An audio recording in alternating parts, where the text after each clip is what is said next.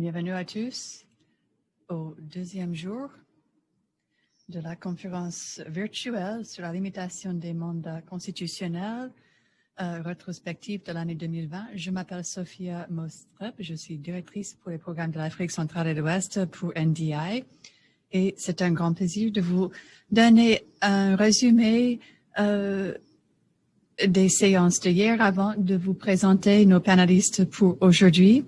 Si vous voulez suivre les séances d'hier, vous pouvez consulter la page virtuelle de cette conférence et voir les enregistrements en français et en anglais.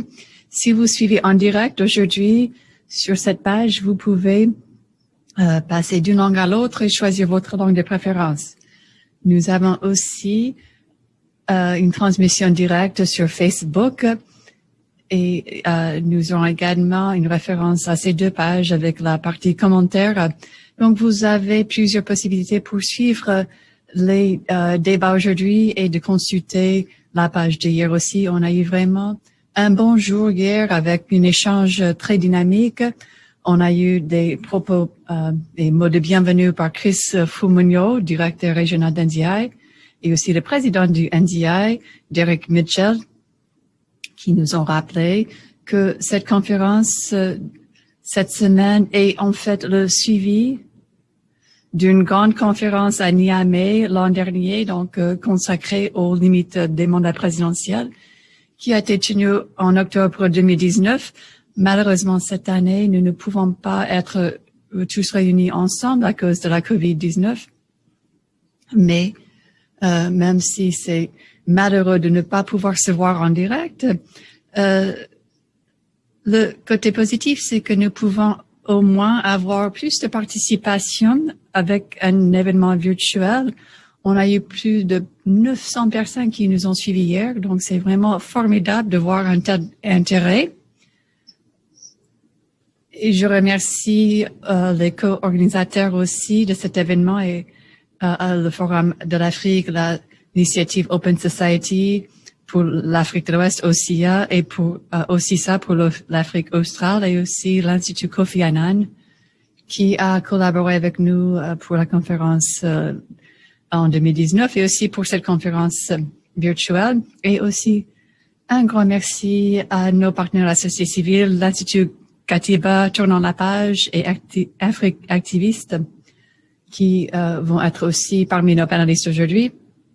Comme Derek l'a dit hier, au cours de cette année, nous avons témoigné d'une tendance accrue de tentation de modifier les limites de mandat présidentiel. Et si nous n'arrêtons pas cette tendance, ceci risque de perturber la démocratie, la stabilité en Afrique. C'est vraiment le moment de faire le bilan de la situation et après cette conférence de se réengager pour promouvoir des actions positives dans ce sens.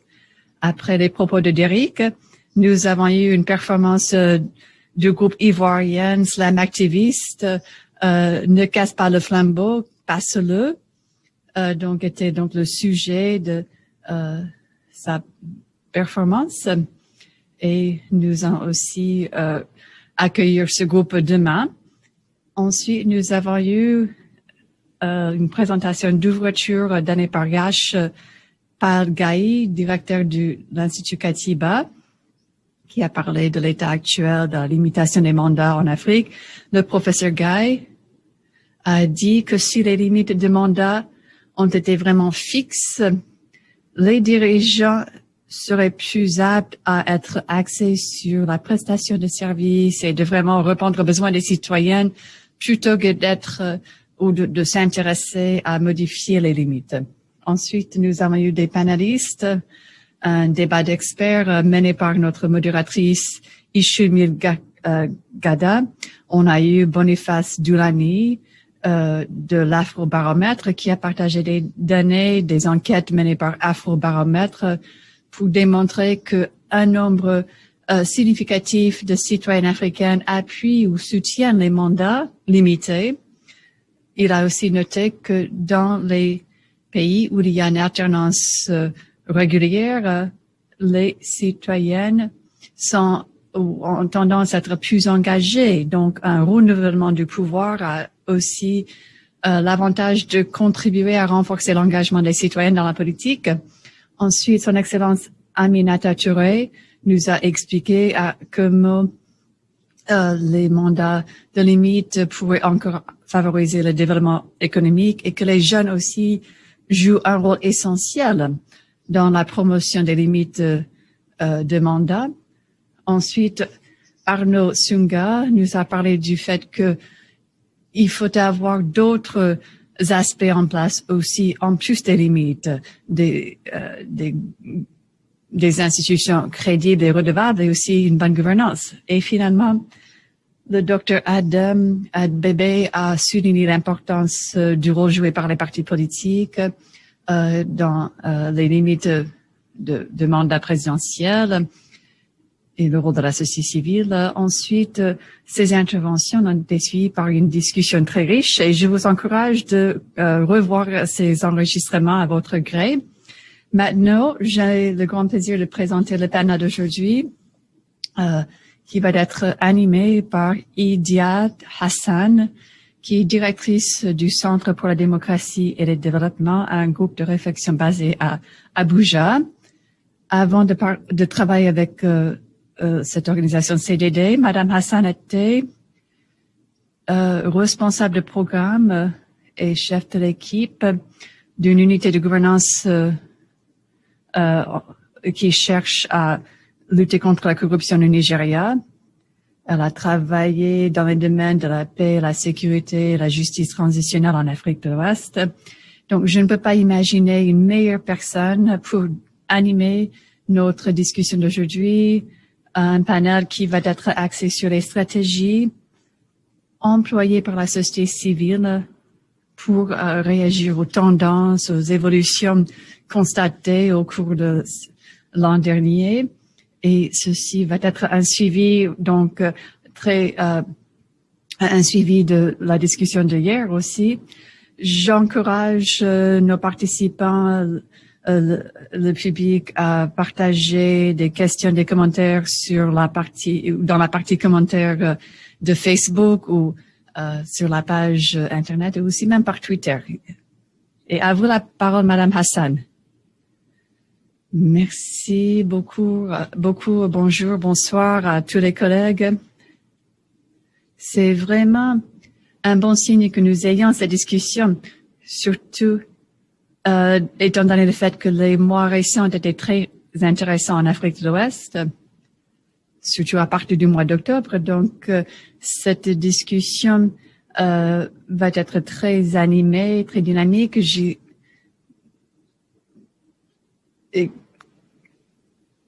Nous avons des experts, des panélistes qui sont très expérimentés dans ce domaine et qui travaillent dans la promotion des limites. En Afrique, nous avons beaucoup de pays dirigés par des dirigeants qui sont au pouvoir depuis des décennies. On a Museveni en Ouganda, qui a eu le pouvoir pendant 3 décennies ou plus. Et avec l'âge moyen d'à peu près 19 ans sur le continent, cela signifie que les millions d'Africains n'ont jamais fait l'expérience d'une alternance démocratique constitutionnelle, donc un changement de pouvoir ou même un président élu de manière populaire. La question de limite des mandats devient de plus en plus importante en Afrique avec les institutions démocratiques, la promotion de l'état de droit. Et nous avons vu beaucoup d'impact dans beaucoup de pays. Et je vais tenter aussi d'explorer davantage ces questions un peu plus tard. Mais dans le cas de l'Ouganda, nous avons un grand potentiel en matière de progrès économique, social et politique. Les activistes, les journalistes et les citoyennes et d'autres ont continué à lutter en faveur de ces limites de mandat.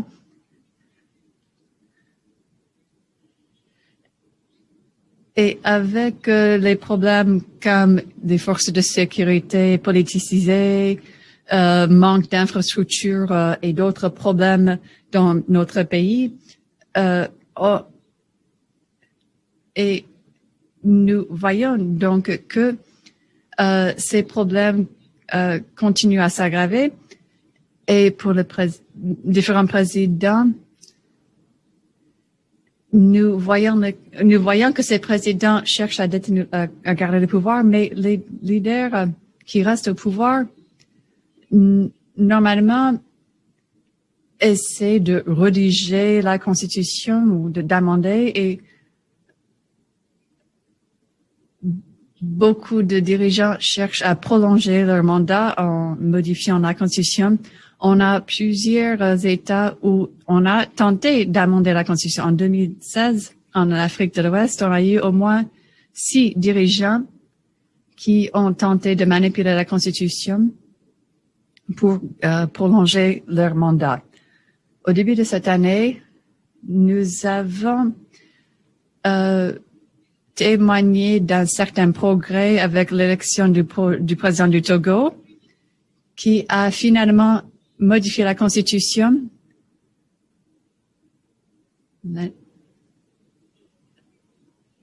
pour introduire les limites de mandat. Et comme la loi n'a pas d'effet rétroactif, et donc les élections ont été contestées, et en fait il a gagné. Malheureusement, son succès a encouragé d'autres dirigeants à faire du même. En Guinée-Conakry, Alpha Condé a eu un référendum pendant la pandémie COVID-19 pour légaliser sa victoire électorale. Mais ce qui est très intéressant, à mon avis, avec cet amendement en Guinée, c'est que les dispositions votées par les citoyens ont été totalement différentes lorsqu'elles étaient en fait inscrites dans la Constitution. Et jusqu'aujourd'hui, nous voyons il a gagné les élections.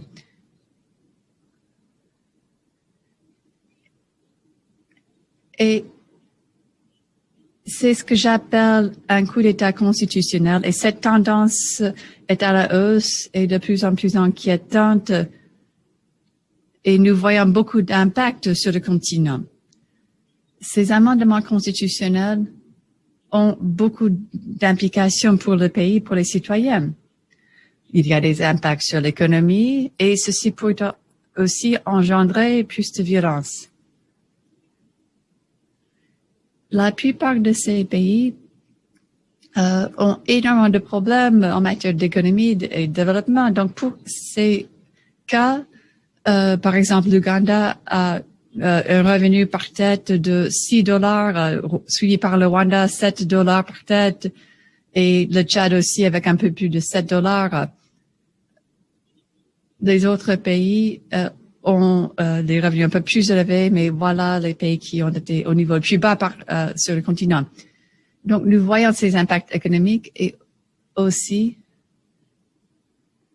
nous avons vu les tentatives du président burundien en 2015 aussi à introduire ces changements, et ceci a amené à la mort des milliers de personnes et des centaines de blessés.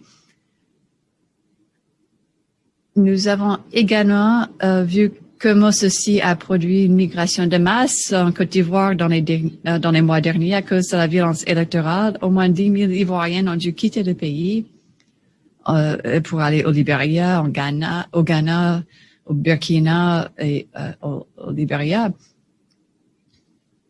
L'Union africaine et les communautés régionales économiques ont tous tenté d'intervenir pour promouvoir les limites des mandats.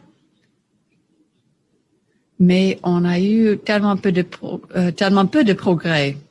ou de résultats. Les tentatives de la CEDEAO, par exemple, d'introduire les mandats, les limites de 2 mandats dans les protocoles a échoué en 2015 au cours du sommet sur la base de certaines revendications des dirigeants.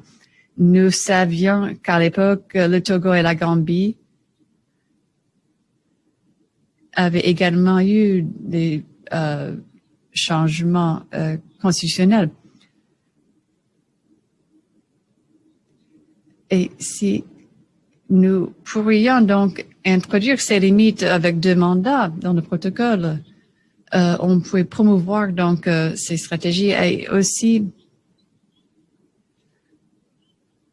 il est devenu presque impossible de mettre fin à ces conflits violents dans les pays. Si vous avez des dirigeants qui restent au pouvoir, et si on n'aborde pas ce problème, la violence va continuer à s'aggraver. Et on ne peut pas oublier la charte africaine sur la démocratie et la bonne gouvernance qui aborde cette question. Et en plus, les différents accords qui tentent d'aborder la question d'amendement anticonstitutionnel des gouvernements. Si les communautés régionales économiques et l'Union africaine ont beaucoup d'efforts à déployer pour mettre fin à cette violence sur le continent, nous avons aussi vu que certains pays ont pris des mesures pour renforcer les constitutions et limiter les mandats. Au Sénégal, en 2012, on a eu les acteurs de la société civile au niveau local et national qui se sont organisés pour empêcher la modification de la Constitution. En 2014, au Burkina Faso, on avait des jeunes qui ont créé des stratégies organisées. L'interprète s'excuse, mais le son de l'intervenant est coupé. Il y a un problème de connexion. On n'entend plus l'intervenant. Le son est entrecoupé. L'interprète s'excuse.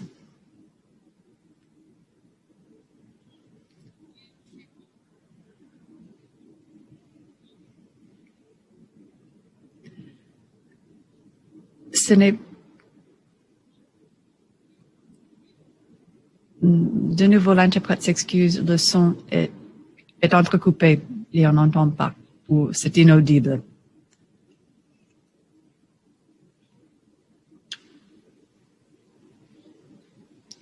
Le son est entrecoupé.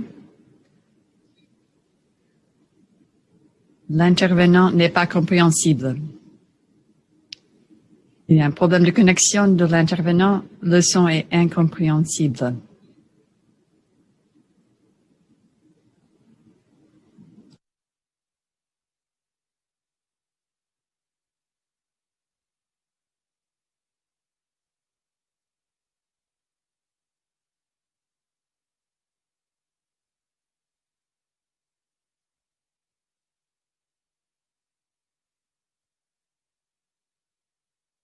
Désolé, j'avais un problème de connexion au Nigeria. Il faut avoir au moins 3 connexions Internet.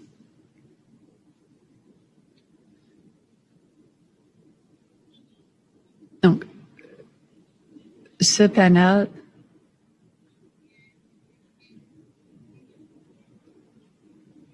de nouveau, l'interprète s'excuse, le son est entrecoupé. Il y a un problème de connexion.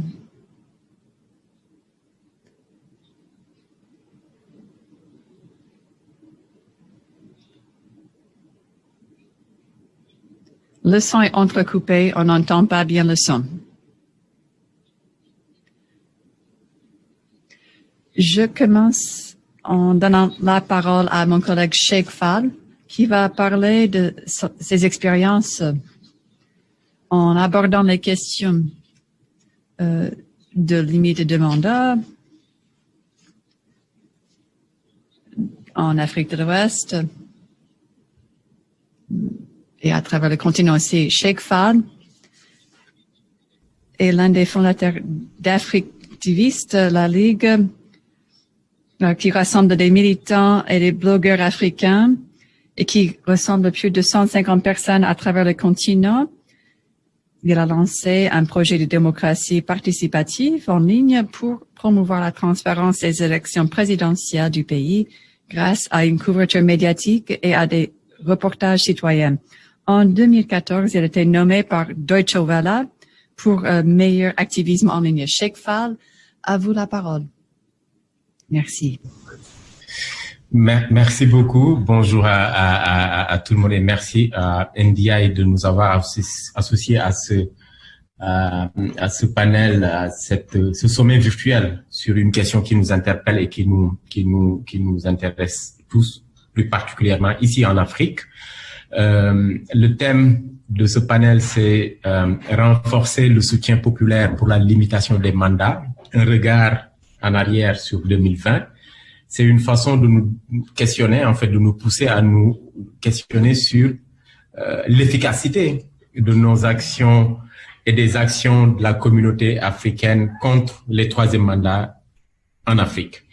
Aujourd'hui, si je dois répondre à cette question-là, la réponse, elle va être assez mitigée parce que c'est un tableau sombre, c'est un tableau macabre, c'est un tableau pas joyeux, et je dirais où il y a plus de réponses négatives, en fait, d'apport, de réponses négatives que de réponses positives. Si je dois faire une rétrospective de l'année 2020 par rapport à la limitation des mandats, je commencerai par vous citer la Guinée, la Côte d'Ivoire, le Sénégal et le Bénin. Pourquoi je devrais citer ces pays? Parce qu'en 2020, on a vu dans ces pays que les présidents ont instauré ou ont essayé d'appliquer plus ou moins des stratégies visant à valider de façon officielle leur troisième mandat. Il y a plusieurs méthodes. Au début, on avait des méthodes de forcing où le président vient nous imposer qu'il passe. Aujourd'hui, là, il y a la méthode fluide qui consiste à modifier la Constitution et à valider de façon officielle un mandat de plus. Ce qui s'est passé au niveau de la société civile devrait nous pousser à nous questionner sur la pertinence de nos stratégies, mais aussi sur la pertinence des actions qu'on est en train de poser. On parle d'organisations devant aider les populations à aller de l'avant, mais aussi devant garantir une limitation des mandats. Mais est-ce que nos pouvoirs, est-ce que nous, aujourd'hui, on a la capacité de résister et de faire face à cette tentative de briguer un troisième mandat? Et si je dois répondre à la question, je dirais que c'est un échec pour nous. C'est un échec de la société civile parce qu'on n'a pas réussi à empêcher à ces présidents-là à modifier les constitutions premièrement, mais aussi à aller aux élections et aussi à remporter les élections. À 3 niveaux, on a échoué. La constitution, l'élection et la victoire. Pourquoi on a échoué? Parce que si nos stratégies qui consistent à leur interdire ou à faire de sorte qu'ils ne se positionnent pas pour un troisième mandat avaient réussi, on aurait pu parler d'efficacité de la stratégie. Mais comment, en 2020, ces pays-là se sont organisés? Ils se sont organisés en mouvements sociaux, ils se sont organisés en force de plaidoyer et en force de contestation sur Internet. Mais qu'est-ce que cela a produit comme effet? Je vais vous parler des conséquences, des impacts et des résultats. Les conséquences, à mon niveau, en 2020, c'est les nombres de morts, c'est la prison, c'est les réfugiés et c'est aussi l'exil politique. Pourquoi? Parce que quand on s'est organisé pour nous offusquer contre des troisièmes mandats, La seule réponse que les autorités politiques ont apportée, c'est de la répression policière pour matraquer et gazer les populations. C'est de la prison pour les porteurs de voix et les leaders des mouvements sociaux. Et c'est aussi le forcing à l'exil politique. On a vu le cas de Guillaume Soro en Côte d'Ivoire et d'autres acteurs politiques en Guinée. Après les conséquences, on a les impacts. Quels ont été les impacts de ces actions-là et de ces mouvements sociaux pour lutter contre les troisième mandats? Les impacts, c'est d'abord l'absence de résultats par rapport à la stratégie que la société civile déploie, parce qu'on n'a pas effectivement de résultats positifs. On n'a qu'un tableau macabre et on n'a que des résultats négatifs. L'autre impact, c'est l'absence ou le manque la non-présence, je ne sais pas comment le dire, mais c'est l'absence de la présence des institutions internationales ou des institutions sous-régionales. Je pense à l'Union africaine, je pense à la CEDEAO, je pense aussi à d'autres organisations et je pense aussi au respect des institutions comme la Charte africaine de la gouvernance, de la démocratie et des élections. L'autre point, c'est les résultats. Donc, après les conséquences, les impacts, les résultats. Les résultats, c'est quoi? Il y a un seul résultat qui compte en 2020, c'est qu'ils ont réussi à avoir le troisième mandat. Ça, c'est le résultat. Et donc, si on doit évaluer notre stratégie par rapport au résultat final, on doit faire une évaluation plus ou moins négative par rapport à toutes ces actions menées. Maintenant, je ne vais pas me limiter à ça. Je vais faire une proposition sur comment on pourrait aborder 2021 par rapport à la question. Pour aborder 2021, moi, je pense qu'il nous faut commencer à réfléchir sur comment régler définitivement la question de la loyauté républicaine et démocratique de nos autorités politiques. Quand je parle de loyauté républicaine et démocratique, c'est quand ils arrivent au pouvoir et qu'ils s'engagent à faire 2 mandats ou à respecter la Constitution, qu'ils puissent tenir leur parole. Et ça, il faut des institutions fortes, mais ces institutions existent, sauf qu'elles ne sont pas respectées. Pourquoi elles ne sont pas respectées? Parce qu'elles ne sont pas force de répression et elles ne sont pas force de proposition sur cette question-là. Il y a un néant. Et le néant, la proposition qui règle ce néant-là, c'est la deuxième proposition, c'est de trouver des mécanismes pour forcer les États et les autorités à respecter les institutions et leur engagement au niveau de ces institutions.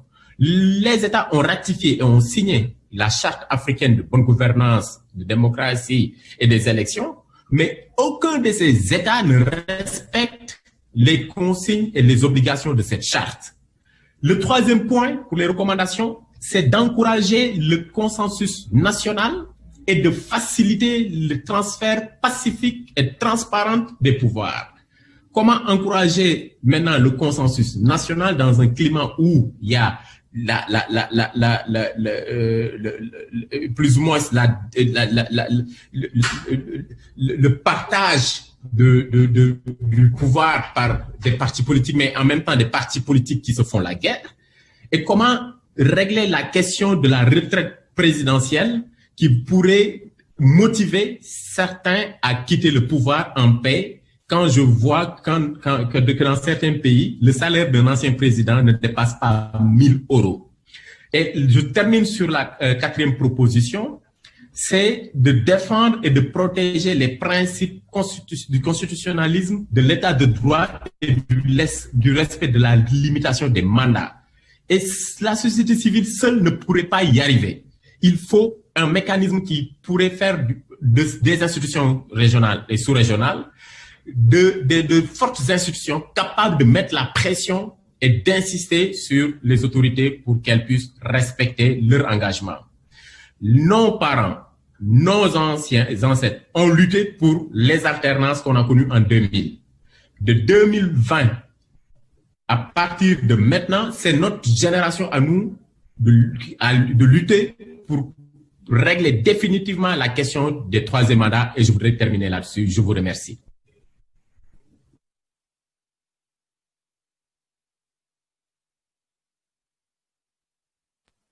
Merci beaucoup, Cheikh.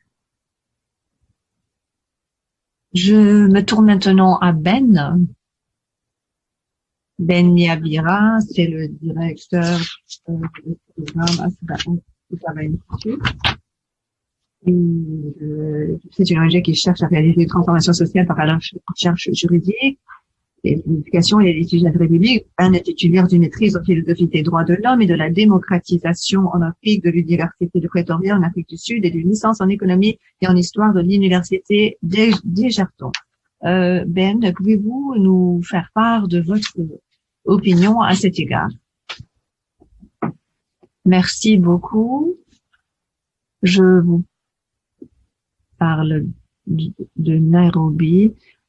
La discussion d'aujourd'hui, le sujet étant renforcer le soutien populaire pour les limitations de mandat. C'est un sujet qui contredit donc les connaissances que nous avons déjà sur l'état des nations africaines dans ce cadre. La discussion d'hier, on nous a dit dans un sondage qui a été réalisé en 2015 dans 34 pays en Afrique, plus des 3/4, plus de 75% d'Africains soutiennent ces limitations de mandat. Et on se demande s'il y a un pourcentage si élevé, donc s'il y a un pourcentage si élevé qui soutient ce sujet, pourquoi parle-t-on de ce sujet? Ça ne devrait pas être un problème. Au Kenya, un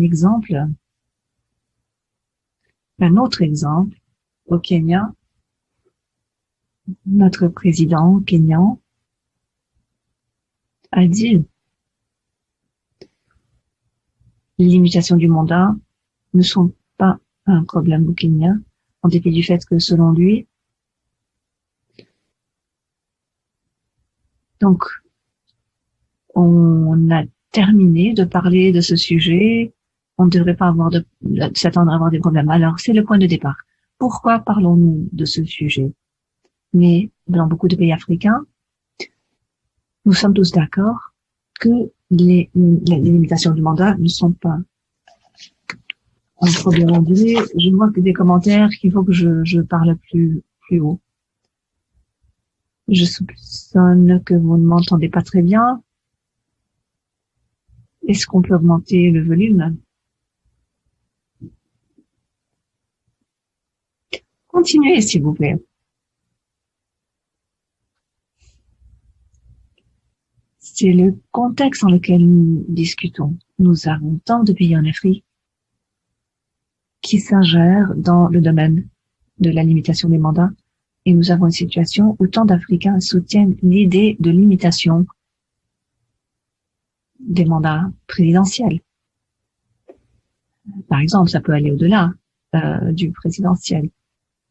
C'est le problème au sein de l'Institut Katiba que nous essayons d'aborder depuis la réunion l'année passée à Niamey.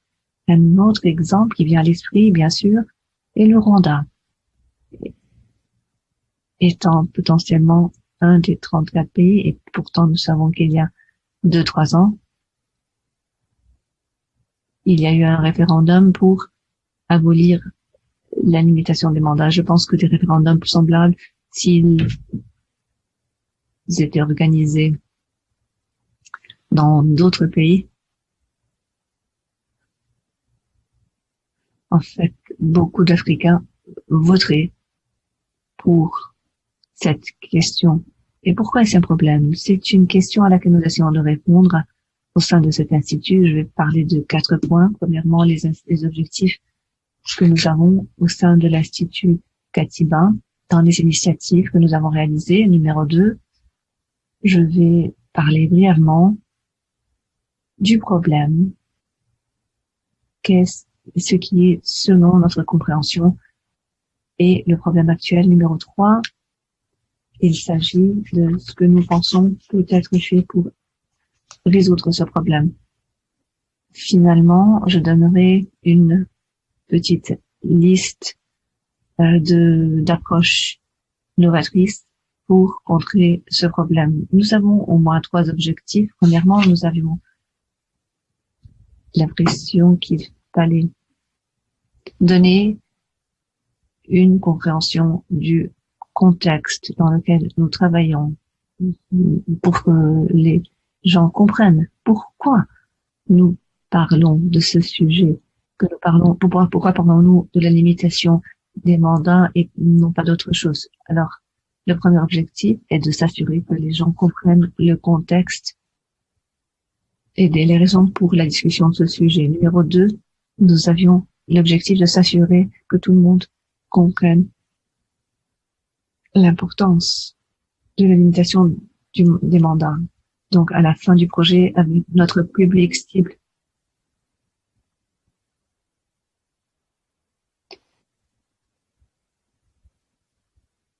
l'objectif était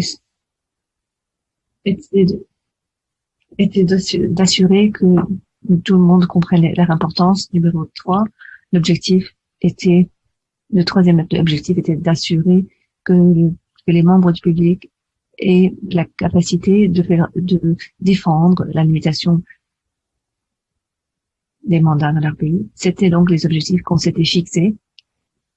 Pour la mise en œuvre, nous nous focalisions sur le Kenya et l'Ouganda.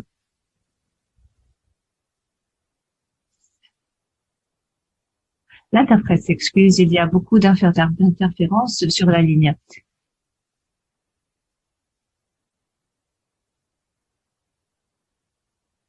Il y a beaucoup d'interférences sur la ligne. Il y a une voix qui m'interrompt en français. Le problème tel que nous l'avons compris est que nous avons des institutions dans bon nombre de ces pays africains, y inclut le Parlement, les tribunaux, qui ont la responsabilité de s'assurer que les cadres, que les responsables dans le pays n'abusent pas de leur pouvoir. Mais nous nous sommes rendus compte dans bon nombre de ces pays, ces institutions, le Parlement, les cours et certaines autres institutions n'étaient pas fiables, étaient donc manipulées dans beaucoup de ces pays. Dans le cas de l'Ouganda, pour ce qui concerne les membres du Parlement, il y avait des allégations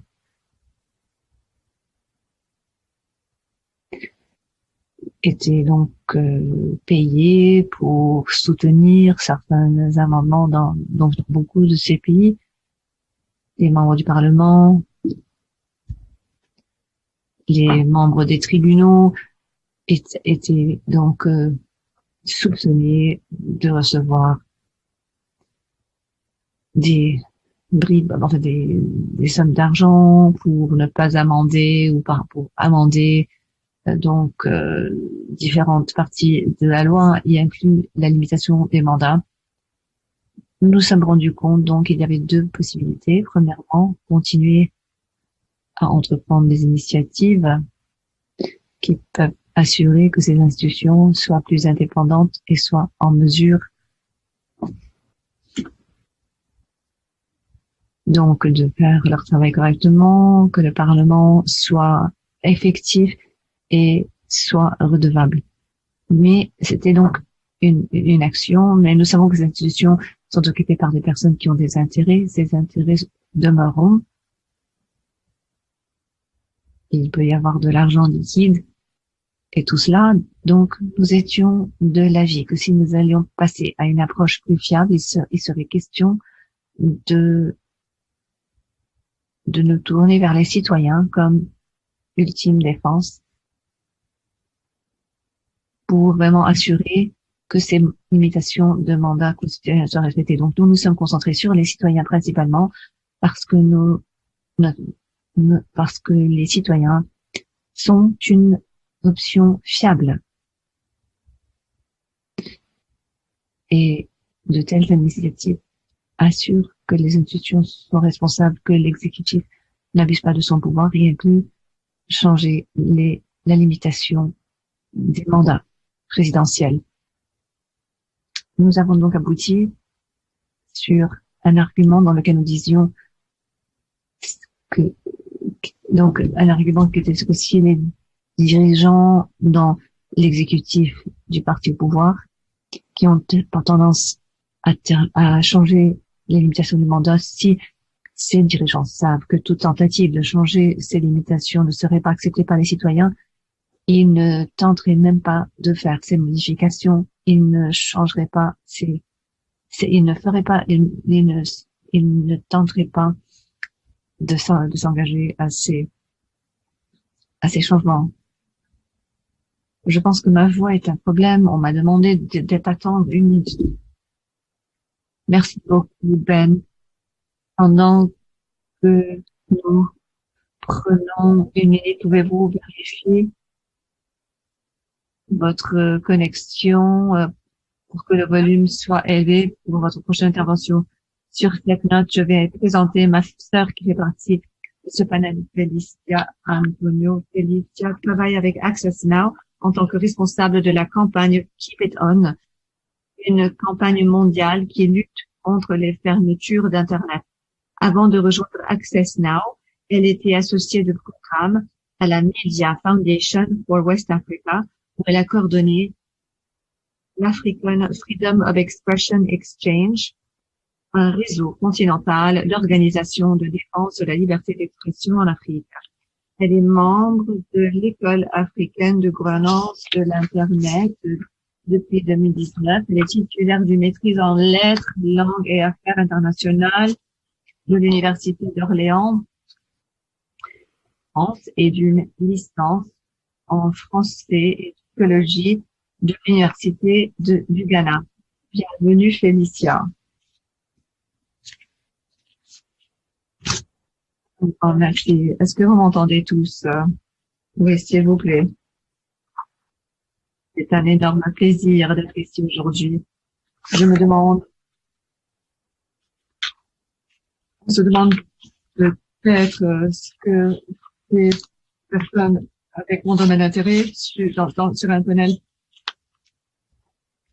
du temps du mandat, mais je pense que ce sujet en ligne avec la question qui sont d'intérêt aujourd'hui. Alors, je vais me concentrer sur la façon que les gouvernements y incluent les éléments qui ont prolongé les limitations des mandats ou qui sont coupantes pendant plus de 2 décennies, comme mes co-panélistes ont déjà évoqué.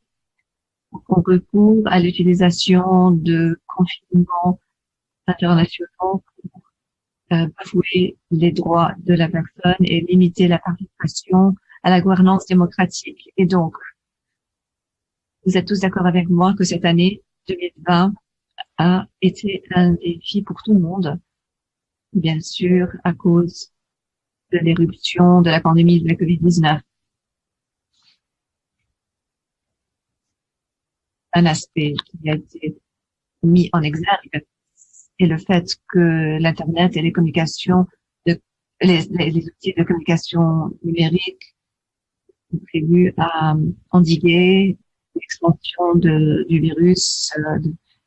C'est parce que les personnes dépendent de l'Internet pour continuer à travailler. Comme on l'a dit, l'année passée, on s'est réunis physiquement en présentiel pour cette conférence. Nous n'avons pas pu faire cela cette année à cause de la pandémie, mais grâce à Internet, nous sommes ici pour continuer à faire notre travail, pour sensibiliser le public quant à ces questions importantes, parmi lesquelles il y a la limitation des mandats, qui est une composante clé de toute société démocratique. Je vais juste donc parler de quelques tendances que nous voyons pour ce qui concerne le sujet en Afrique, et puis je vais partager des stratégies que nous avons utilisées comme partie de la coalition Keep It On, qui est un réseau mondial qui a aussi été en existence depuis 2016. Cela pourrait servir comme des lignes directrices pour des organisations qui veulent renforcer le plaidoyer dans le domaine des limitations des mandats constitutionnels.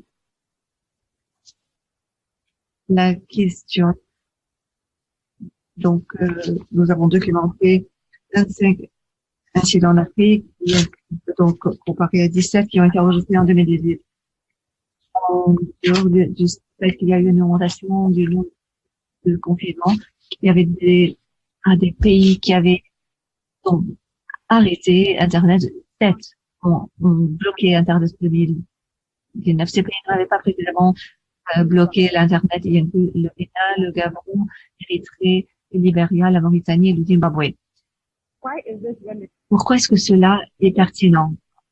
Une étude de 2019 par la collaboration sur la politique des communautés pour l'Afrique de l'Est a publié un rapport notant que les dirigeants qui sont restés au pouvoir pendant plus de 13 ans, depuis donc à la date de janvier 2009, ont été identifiés comme des acteurs majeurs pour utiliser cette tactique, surtout pendant les élections, les manifestations contre les droits ou les tentatives de coup d'État.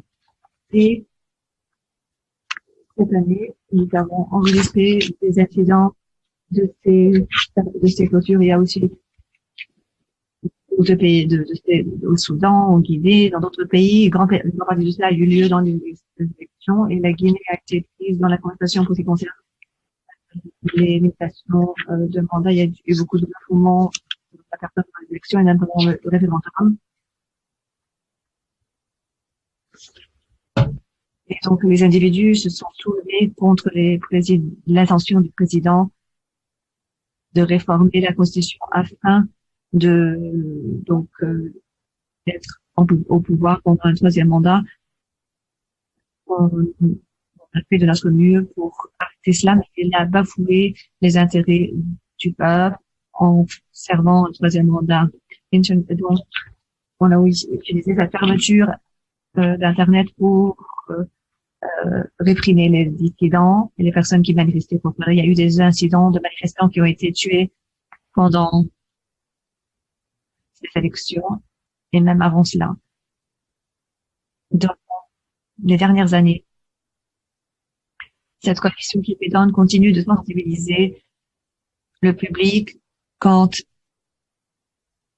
à ces fermetures d'Internet et la lutte pour une démocratie libre exige des efforts de tous acteurs, de tout individu. Voilà pourquoi notre mission est de défendre, d'élargir les droits numériques des usagers à risque par les lois du monde et afin d'accomplir cela, nous luttons pour les droits fondamentaux et les libertés des personnes, y inclut la liberté d'expression, l'accès aux informations et les droits de liberté d'assemblée qui sont vraiment la pierre angulaire de toute société démocratique. Certaines des stratégies que nous avons utilisées pour nous engager à des conversations avec différentes parties prenantes de part et d'autre du monde, donc comprennent l'évaluation d'élections parce que nous avons identifié les élections et les manifestations comme les points clés pour le déclenchement d'utilisation de la fermeture d'Internet par les gouvernements.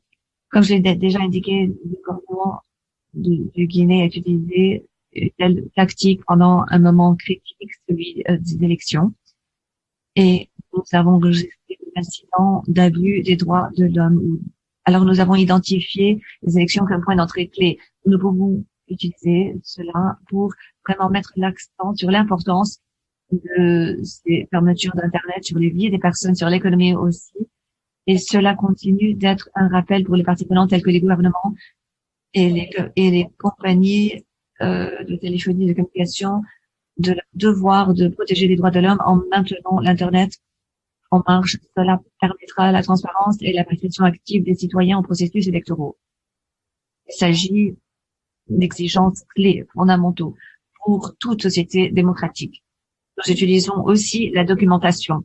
Cela donc peut être, et je sais que beaucoup d'organisations travaillent déjà sur la documentation d'incidents des gouvernements qui refusent de quitter le pouvoir à la fin de leur mandat.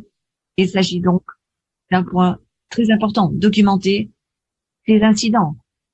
Par exemple, nous avons utilisé la documentation dans cette campagne Keep It On, dans un projet particulier où nous nommons ces gouvernements qui utilisent ces fermetures d'Internet pour supprimer leur peuple. Nous les nommons et nous leur mettons dans une honte publique. La documentation nous aide à défendre notre cas devant toute autre partie prenante qui soutient les droits des personnes au niveau mondial, aussi de réduire les contentieux.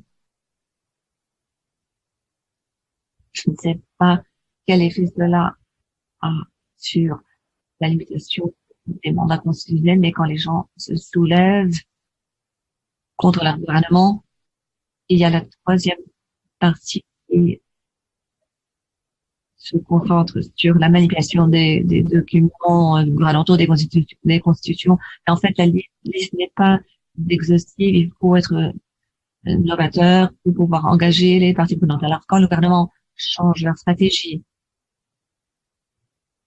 dans leur tentative de bafouer les droits des personnes, il faut aussi, du côté de la défense de ces droits, il faut être aussi innovateur dans ces stratégies de riposte. Il y a l'aspect juridique qui peut être exploité pour défier ces gouvernements, pour défendre le droit de manifester contre ces personnes qui veulent rester au pouvoir quand ils n'ont pas le droit de le faire.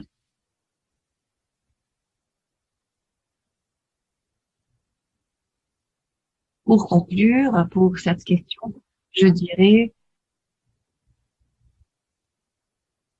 que dans la lutte pour une bonne cause, il faut demeurer résilient.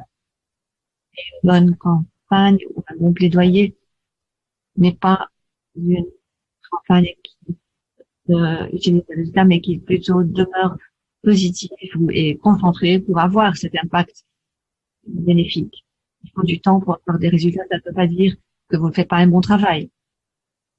Vous efforcez, vous essayez d'engager les acteurs pertinents et certains gouvernements ne vont pas simplement écouter votre appel.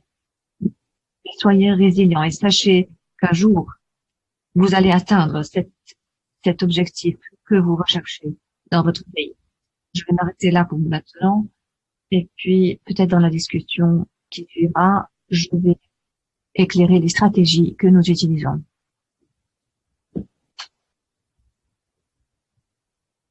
Un grand merci, Félicia. Merci pour avoir injecté vos réflexions.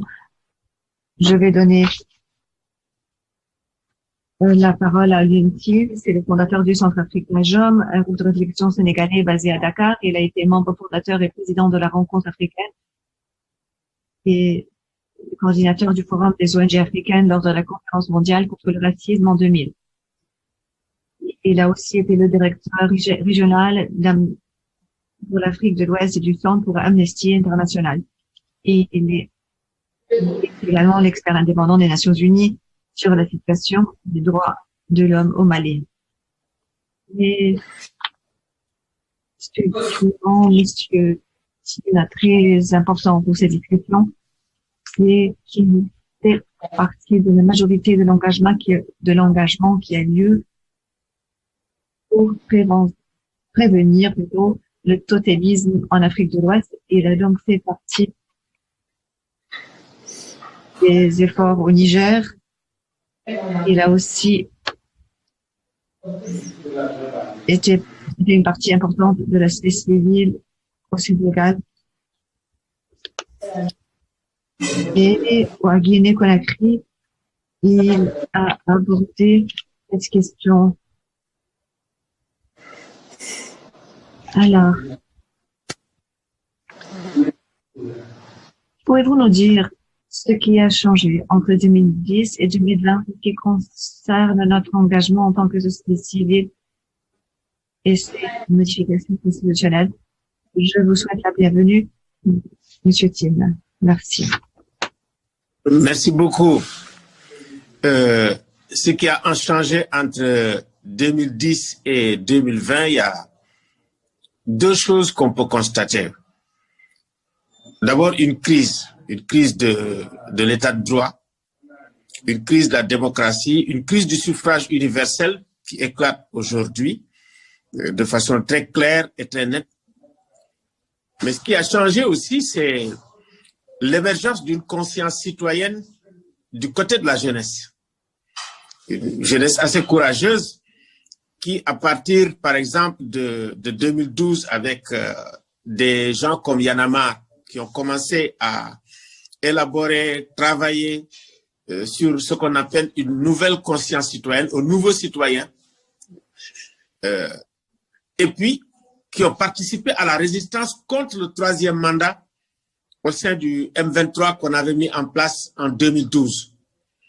Et ça a été, je veux dire, la première expérience où une mobilisation globale, citoyenne, impliquant à la fois les partis politiques, la société civile et vraiment bien d'autres acteurs ont pu faire en sorte que la question du troisième mandat n'a pas abouti. Et n'a pas abouti par la voie des urnes. C'est extrêmement important de manifester ça au Sénégal. Ce qui a changé aussi, c'est le fait effectivement d'une mobilisation des jeunes comme ce qu'on appelle les balais citoyens en Afrique de l'Ouest, qui ont pu mettre un terme à une espèce de règne à vie du président Blaise Compaoré. Ils l'ont fait aussi, ça a été très dur, entraînant une nouvelle transition au Burkina Faso, transition qui a été difficile, mais qui a permis d'élaborer un certain nombre de choses au Burkina Faso, surtout une nouvelle constitution. Et quand on regarde les élections et ce qui s'est passé dans toute la sous-région, nous avons des élections qui se sont passées avec beaucoup d'affrontements, des élections qui se sont passées avec beaucoup de violence, avec beaucoup d'instabilité, et effectivement qui mènent vers des impasses politiques du fait effectivement des forcings et des changements constitutionnels qui sont vraiment le fait de véritables forcing politiques en Guinée, Conakry et en Côte d'Ivoire, et qui font aujourd'hui qu'on est dans une espèce de démocratie d'affrontement. Démocratie d'affrontement qui se manifeste par une réduction de l'espace civique, difficulté effectivement de jouir ou de manifester pacifiquement ses idées, donc la liberté d'expression réduite, la liberté de manifestation aussi, Internet souvent coupé, et également aussi on a assisté à une véritable répression des dissidents. Si vous allez en Guinée-Conakry aujourd'hui, il y a pratiquement depuis cette expérience plus de 100 morts, près de 200 personnes qui sont en prison, 85 morts en Côte d'Ivoire, beaucoup en prison. Si vous allez également aujourd'hui au Bénin, c'est pareil. On aborde également les nouveaux changements constitutionnels avec beaucoup de douleur. Beaucoup de partis politiques n'arrivent plus à participer aux élections. Donc, nous avons une crise de la démocratie, une crise de l'état de droit, mais il faudrait peut-être aussi revenir sur les raisons profondes de cette crise. C'est-à-dire qu'aujourd'hui, il y a un certain nombre de conquêtes qui sont des conquêtes démocratiques très profondes auxquelles pratiquement l'écrasante majorité des populations considèrent comme des consolidations des acquis et des consolidations de la démocratie. C'est la limitation de mandat. C'est très important. Et considère aussi le fait de violer la limitation de mandat comme pratiquement un coup d'État. Et aujourd'hui, c'est plus dur même que les coups d'État militaires. Et ça aussi, ça vient du fait effectivement que nous reproduisons un certain nombre de figures de la colonisation. C'est-à-dire, nous avons un problème avec la citoyenneté. Mais de plus en plus, les gens affirment leur citoyenneté. Mais quand on va dans le passé, nous avons vécu la citoyenneté vraiment de façon, comment dirais-je, moindre. On était considérés comme des indigènes. Et de plus en plus, les chefs ont tendance à considérer les gens comme des indigènes et pratiquement ne répondent pas à ce besoin de participer pleinement à la chose publique. De deux, il y a la figure du chef. La figure du chef qui a été construite par les colons aussi. La figure du chef avec un pouvoir qui est un pouvoir excessif, qui est un pouvoir arbitraire, qui est un pouvoir sans limite. Aujourd'hui, quand on regarde ce qui se passe dans la plupart de nos pays, en dépit de l'existence de constitutions qui ont défini des règles très précises, qui reconnaissent la limitation de mandat, qui reconnaissent la séparation des pouvoirs.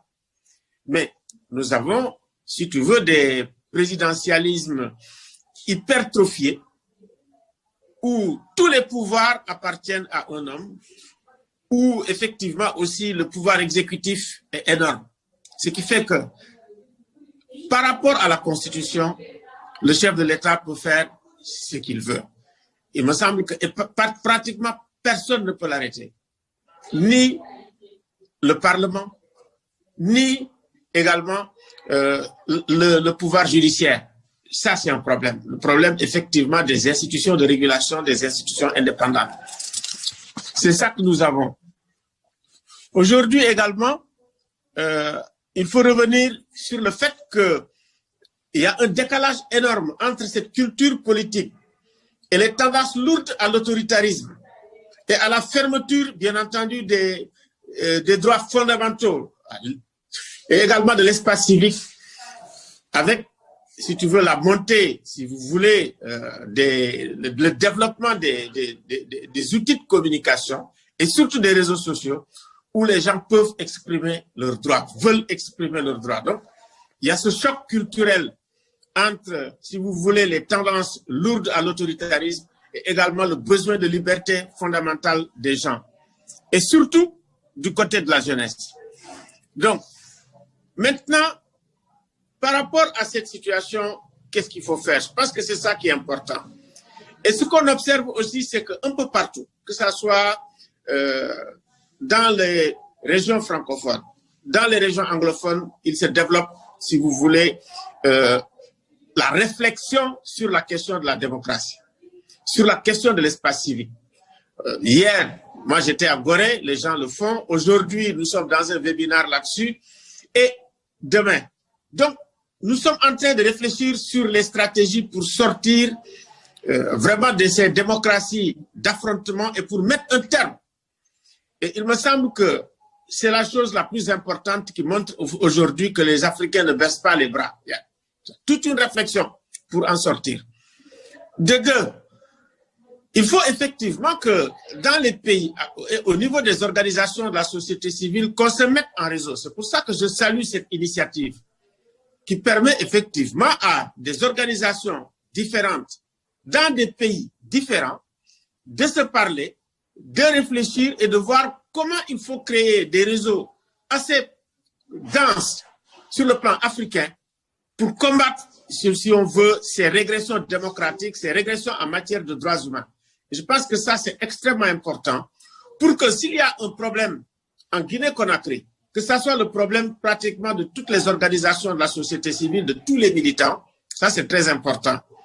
De deux aussi, de considérer ce combat, non pas comme un combat des organisations de la société civile seules et des militants et des militants de la société, des activistes de la société civile, mais comme un combat qui engage l'ensemble des citoyens africains, qu'on soit des partis politiques, qu'on soit non politisés, qu'on soit même, comment dirais-je, des acteurs vraiment non étatiques, ça veut dire des hommes d'affaires et tout, qu'on se dise, tiens, nous avons besoin d'une démocratie qui garantisse la sécurité, qui garantisse la stabilité, qui garantisse la paix.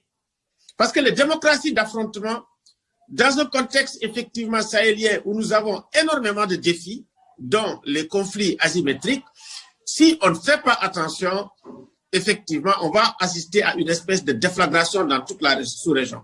Jamais notre sous-région francophone n'a été aussi menacée. Donc, nécessité de faire connexion, de faire réseau, nécessité d'une unité organique entre les différents segments de la société, c'est extrêmement important. Troisièmement, maintenant, nécessité aussi de réfléchir sur les stratégies. Comment on va travailler? Quelles sont les cibles qu'on peut avoir? Par exemple, avoir un bon document de plaidoyer contre le troisième mandat, cibler les sommets de la CEDEAO, cibler les sommets de l'Union africaine, mais en même temps aussi, c'est-à-dire la possibilité de faire au sein des sommets que les organisations de la société civile fassent des contre-sommets pour sensibiliser, plaidoyer contre-sommets et puis organisation d'une résistance globale à l'échelle régionale, dans toutes les régions, parce que dans toutes les régions, ces questions se posent, mais également globale au niveau africain. Donc, être présent partout où il y a les chefs d'État, où il y a les décideurs, que les organisations de la société civile viennent travailler avec eux. Travailler aussi au sein des institutions locales, les parlements locaux. Parler avec eux et parler avec tout le monde, pas seulement avec les gens de l'opposition, mais de l'opposition comme du pouvoir. Il me semble aujourd'hui, nous avons une nécessité absolue de créer une solidarité à l'échelle régionale pour faire en sorte effectivement de mettre un terme à la régression démocratique qui est une des plus grandes menaces pour la paix, la stabilité et également essayer de tracer les grandes lignes de ce qu'on peut appeler une démocratie qui est apaisée et permettre le passage du pouvoir dans la paix, dans la sécurité. Voilà à peu près quelques grandes lignes que je voulais brosser en attendant pour voir. Merci beaucoup, monsieur. Tina.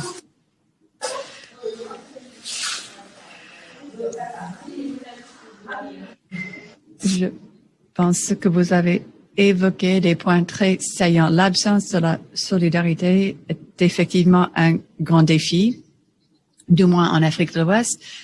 Il est très difficile de rassembler les acteurs de la société civile. Et au passé, c'était presque impossible donc de créer ces réseaux. Donc, manque de solidarité parmi ces groupes et aussi la stratégie, manque de stratégie a eu aussi un grand impact sur notre succès ou manque de succès. Maintenant, je donne la parole à Brice Makosso, qui travaille pour Tournons la page, une organisation au Congo. Et il travaille depuis 98. Il est secrétaire permanent de la Commission Justice et Paix à Pointe-Noire, travaillant principalement sur le processus de paix et de reconstruction au Congo après les conflits civils de 97 jusqu'à 2011. Il est membre du Comité national de l'initiative pour la transparence des industries extractives au Congo-Brazzaville. Brice, à vous la parole. Bonjour tout le monde, j'espère que vous m'entendez. C'est un plaisir pour moi de participer à ce sommet virtuel sur le constitutionnalisme après les échanges que nous avons eus à Niamey l'année dernière. Je suis ici pour évidemment reparler de la question de la limitation de mandat, qui est un sujet qui nous tient à cœur. Étant moi-même originaire du Congo-Brazzaville, dans ce pays où je vis, où je suis né, depuis toujours, nous avions vu que dans notre pays, nous avons eu un processus démocratique difficile qui a démarré dans les années 90 avec la chute du mur de Berlin.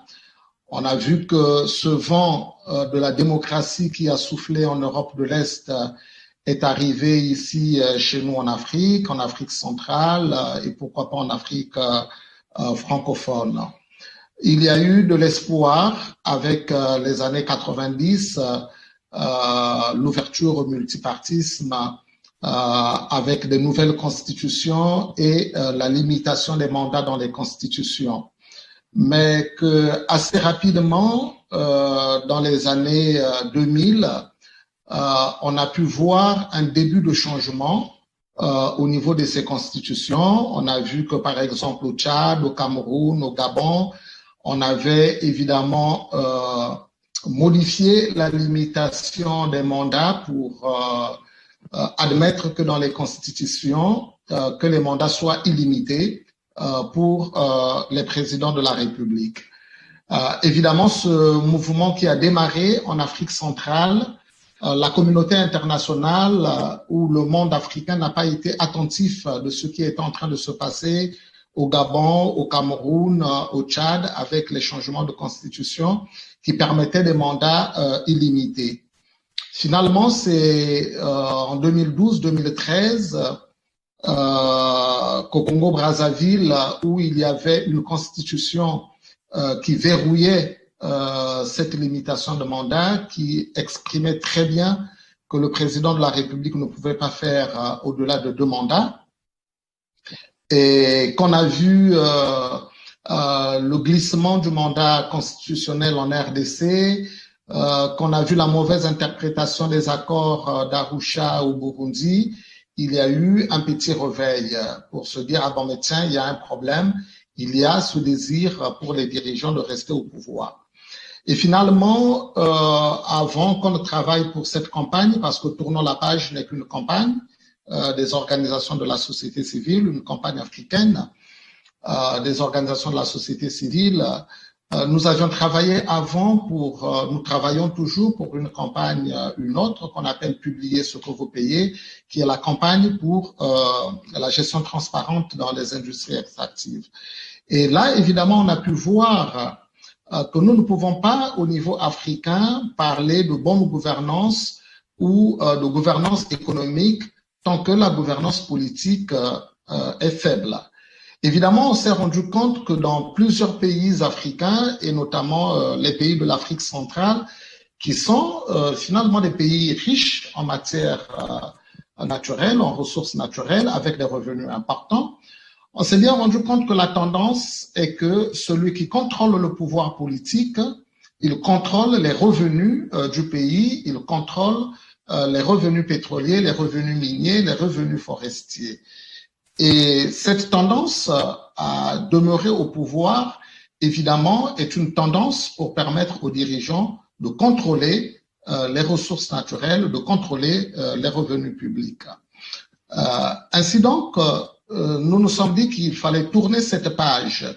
La page qu'il faut tourner, c'est la page des régimes à vie, la page des régimes autoritaires, tourner la page, évidemment, de ces régimes qui ne sont pas redevables, puisque nous ne pouvons pas aller vers un vrai développement, quoique nous ayons les ressources, tant que, évidemment, les régimes politiques ne bénéficient pas de la légitimité populaire ou les régimes politiques ne sont pas démocratiques. Cette campagne Tournons la page, nous l'avions donc lancée en 2014, le 15 octobre 2014, évidemment, à une date symbolique qui est celle de l'assassinat du président Thomas Sankara, pour dire que cette page des coups d'État en Afrique devrait être tournée. Il s'agit pour nous de mener cette campagne afin que la doctrine des coups d'État en Afrique change. Parce que les coups d'État auxquels nous avons assisté à partir de 2010, donc des années 2009, ça s'est passé en silence au Cameroun, au Tchad, au Togo, au Gabon. Les coups d'État auxquels nous assistons ne sont plus des coups d'État militaires, ils sont des coups d'État constitutionnels. Et je crois que c'est Alioune Tine qui parlait tout à l'heure, qui faisait un tout petit peu le bilan de ce qu'il y a eu comme mort en Côte d'Ivoire, en Guinée, de ce qu'il y a eu comme prisonniers politiques. Le coup d'État militaire, le coup d'État constitutionnel est aussi sanglant que le coup d'État militaire. Et on l'a bien vu qu'en Côte d'Ivoire, il y a eu des morts. Il n'y a pas eu de coup d'État militaire. Il y a eu des morts en Guinée, il n'y a pas eu de coup d'État militaire. Il y a eu des morts au Congo-Brazzaville lorsqu'on a changé la constitution en 2015, mais il y a eu des morts, évidemment. Au Burundi, il y a des morts avec ce coup d'État constitutionnel. En RDC, il y a eu des morts. Donc, la doctrine du coup d'État en Afrique devrait changer. Elle devrait changer. On a vu au Mali, il y a eu un coup d'État récemment qui n'a pas fait des morts, mais tout le monde s'est mis à crier pour dire qu'il fallait que les militaires laissent le pouvoir alors que de ce côté, nous avons vu qu'au Mali, il n'y a pas eu de morts. Et donc cette doctrine, il faut qu'on la change pour dire que les coups d'État militaires, les coups d'État constitutionnels font autant de victimes que les coups d'État militaires aujourd'hui qui ne font pratiquement plus suffisamment de victimes. Il faudrait aussi qu'on tourne la page des hold-up électoraux pour se dire qu'un hold-up électoral est aussi sanglant qu'un coup d'État militaire que l'Union africaine condamne évidemment dans sa charte ou dans tous les instruments de gouvernance de l'Union africaine ou de la CEDEAO ou de la CEMAC. En fait, nos dirigeants ont condamné les coups d'État militaires, mais facilement valident les coups d'État constitutionnels, valident les hold-up électoraux qui pourtant ont des conséquences aussi catastrophiques sur la vie des gens que sur la vie de l'économie.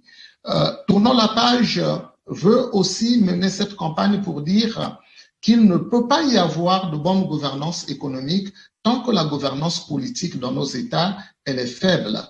Et il suffit de regarder les pays de l'Afrique centrale, le Gabon, le Congo-Brazzaville, le Cameroun, le Tchad, la RCA, la Guinée, qui sont évidemment ces pays qui sont au cœur du golfe de Guinée où des forêts du bassin du Congo, évidemment cette zone est riche, mais qui malheureusement, évidemment, ces pays riches, mais qui sont des pays évidemment très pauvres aujourd'hui à cause de la gouvernance politique qui est tout à fait faible. Tournons la page, je veux aussi faire campagne pour mettre en valeur ce qu'on appellerait la diplomatie des intérêts, mettre en valeur la diplomatie des principes qui est aujourd'hui supplantée par la diplomatie des intérêts. Nous voyons très bien qu'aujourd'hui, tout le monde ferme les yeux au nom, évidemment, des contrats pétroliers, au nom des contrats forestiers, au nom des contrats miniers. Toutes les démocraties ferment les yeux devant ces coups d'État constitutionnels ou ces hold-up électoraux, tout simplement parce que il faudrait pas critiquer un président d'un pays riche, un président qui est détenteur des ressources naturelles, alors que ces ressources naturelles appartiennent à son peuple et que les ressources naturelles n'appartiennent pas au président de la République. Nous voyons aujourd'hui, nous assistons aujourd'hui qu'avec la venue de plusieurs acteurs sur le territoire africain, de plusieurs acteurs économiques sur le territoire africain, je parlerai beaucoup plus des pays émergents qui économiquement viennent de s'implanter en Afrique, que finalement même les démocraties traditionnelles qui étaient intransigeants avec les principes des droits de l'homme, les principes de démocratie, finalement lèvent les pieds sur ces principes de bonne gouvernance, sur les principes de démocratie. Alors donc, puisqu'il ne reste plus assez de temps, ce que nous sommes en train de faire, c'est refaire, si vous voulez, un catéchisme politique au niveau de nos populations, mobiliser les citoyens pour mieux reparler de ces questions de souveraineté populaire, puisque dans toutes les constitutions, évidemment, on parle de la souveraineté populaire, on dit que la personne humaine est sacrée et qu'elle a droit au respect, mais que curieusement, dans nos pays, tous ces coups d'État militaires, tous ces coups d'État constitutionnels, on tue la personne humaine, on bafoue les droits humains, alors que toutes les constitutions parlent du respect de la personne humaine et qu'elle est sacrée. Toutes les constitutions parlent de la souveraineté populaire, du respect du peuple pour reprendre la maxime populaire vox populi vox dei, mais tout le monde croit en Dieu, mais plus personne ne respecte la voix du peuple qui est la voix de Dieu. Et donc nous sommes en train de mobiliser les citoyens pour dire que nous devons nous mobiliser pour défendre nos libertés, pour évidemment avoir cette alternance politique, cette alternance démocratique au pouvoir. C'est ça la foi, évidemment, de la campagne Tournons la page, qui estime que en Afrique comme ailleurs, il ne peut pas y avoir de démocratie sans alternance.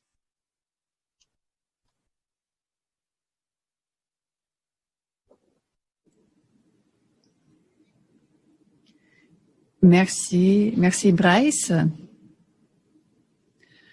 Nous avons beaucoup appris en écoutant tous nos panélistes. On a très peu de temps qui nous reste, donc je vais demander aux panélistes d'être assez concis dans les réponses aux questions que nous avons eu de la part de notre public et aussi de parler des prochaines étapes pour aller de l'avant à partir d'ici. Première question, c'est pour Sheikh. Quels sont les défis et les possibilités en termes d'engager les jeunes pour mieux engager les jeunes et les groupes sous-représentés dans la politique, et notamment prenant en compte le fait qu'on utilise beaucoup l'Internet en Afrique, comment aborder la question de la désinformation pendant vos campagnes? Merci. Merci. Les jeunes sont souvent les plus à qui on demande de faire des efforts. Aujourd'hui, on leur demande encore une fois de s'impliquer, de changer les choses. Et moi, je pense que les jeunes ont fait de leur mieux depuis un certain temps et continuent de faire de leur mieux depuis un certain temps. Ce qui s'est passé en Tunisie, ce qui s'est passé au Burkina Faso en 2014, ce qui s'est passé au Maghreb, ce qui s'est passé aussi au Sénégal en 2012, et ce qui est en train de se passer, même si cela n'a pas abouti à un succès en Guinée et en Côte d'Ivoire, c'est le plus souvent le travail des jeunes et des mouvements sociaux portés par des jeunes. Aujourd'hui, Internet étant un outil formidable et étant l'outil le plus maîtrisé par les jeunes, il est question en ce moment de ce qu'on appelle, de ce que nous appelons la citoyenneté augmentée. Comment, à travers Internet, on va outiller les jeunes africains de sorte à ce qu'ils soient conscients de leur rôle de citoyen, de leurs droits de citoyen, de leur responsabilité de citoyen. Parce que pour répondre à toutes ces questions de violation de droits, de faillite des institutions, de manque de loyauté et de crise du suffrage, comme disait le doyen Aluntine, pour répondre à toutes ces questions, c'est de la base qu'il faut commencer. C'est d'abord de construire des citoyens modèles, des citoyens plus ou moins soucieux de la démocratie, mais des citoyens qui ont un rapport différent avec la patrie, avec l'administration, avec le pouvoir, avec leur pays. Et aujourd'hui, le constat, il est simple, c'est que les jeunes ont rompu et sont en train de vivre une sorte de divorce avec les institutions et avec les autorités politiques et publiques. Et demandez à des jeunes Africains s'ils croient en leur police, s'ils croient aux politiques, s'ils croient à l'administration, ou s'ils croient au président, ou s'ils croient même à la parole du président. Et ces jeunes-là vous diront exactement qu'ils n'y croient plus et ils n'ont que leur motivation pour essayer de changer. Et c'est ça le paradigme qu'il nous faut nous inverser. C'est de les ramener à se réconcilier davantage avec les institutions, à se réconcilier avec les États. Mais pour cela, il faut une présence d'État. Et pour qu'il y ait une présence d'État, il faut obligatoirement, comme disait tout le monde, de la responsabilité au niveau des institutions, mais aussi un engagement fort pour le respect de la démocratie. Au niveau des fake news et sur la diffusion d'informations sur Internet, c'est une question qui n'est pas forcément réservée aux jeunes. Sur Internet, nous avons toutes sortes de publics. Nous avons les médias, nous avons les organisations, nous avons les jeunes. Mais aujourd'hui, les fake news, même si on voit les jeunes quand on parle de fake news, c'est une façon de déformer la réalité. Les fake news, c'est pas que les jeunes. Les fake news, c'est de la production plus ou moins des institutions et des organisations ou même des sociétés qui ont de l'argent, qui ont la possibilité de fabriquer du contenu, qui ont la possibilité de créer des médias et qui ont un objectif clair. Et l'objectif, c'est de changer les opinions politique des citoyens, c'est de manipuler l'opinion publique, c'est de manipuler les citoyens. Et ces gens-là qui ont ces ressources financières, c'est eux qui fabriquent souvent les fake news. Mais sinon, la fabrication de fake news venant des citoyens, c'est pas du tout un élément qui impacte sur la démocratie. C'est pas forcément un phénomène qui est irréversible. C'est quelque chose qu'on peut évidemment changer et ça passe par la formation et la sensibilisation. Je vous remercie.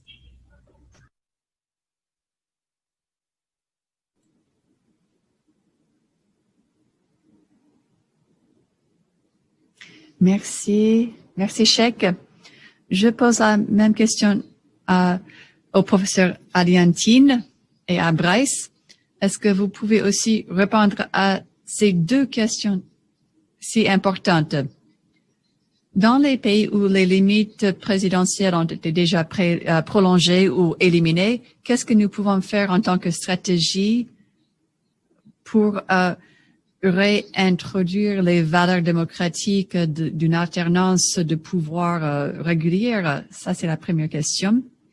Et ensuite, est-ce que vous pourriez nous donner au moins 2 ou 3 stratégies, au moins une stratégie sinon, qui a été efficace jusqu'à là, que nous pouvons adopter pour pouvoir aborder ces questions de changement constitutionnel au sein des gouvernements? Bryce. Ensuite, après Bryce, Monsieur Tin.